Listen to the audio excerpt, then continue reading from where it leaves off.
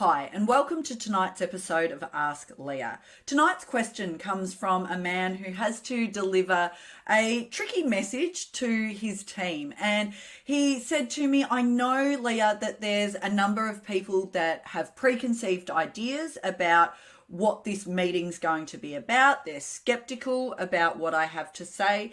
How can I address this in the meeting? How can I counter these fears and really set it straight? Now, it's a great question to ask, and one that I actually just addressed with a group that I facilitated a session with today. My hot tip, if you know there's some questions bubbling away below the surface and some of that skepticism in your audience, is to just address that straight up in the opening of the meeting or the presentation that you're running. So, for example, almost every time I facilitate, after I have explained the purpose of the session and the scope, I actually explicitly say, today is not about X, Y, Z. Today is about A, B, C.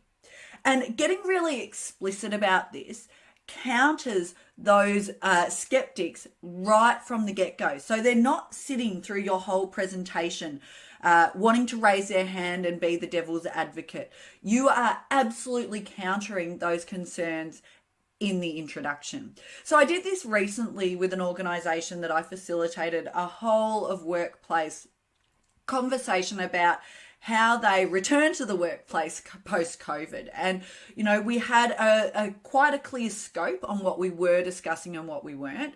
And I made sure I was explicit in that in the introduction. Today is not about making hard and fast decisions. It's not about raising every issue that you have with the organization, and it's not about solving all the problems of the world in one day. What today is about is it's the start of a conversation. Action will be taken off the back of this conversation. This is only the start of the conversation. Our focus today is on flexibility and how we return to the work effectively. And our focus is on addressing that rather than that broader picture worldview of where we can improve across the organization.